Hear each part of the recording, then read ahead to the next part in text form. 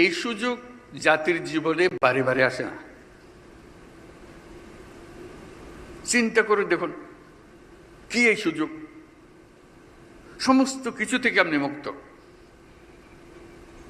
অতীত আপনাকে আর টানবে না। আপনি নতুনভাবে জন্মগ্রহণ করেছেন, নতুনভাবে অগ্রসর হবেন।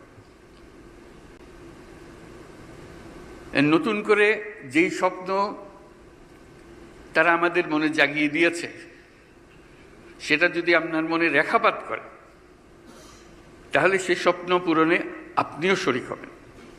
এটাই তো বিষয়। যে সুযোগ আর কখনো আসে কিনা জানি না,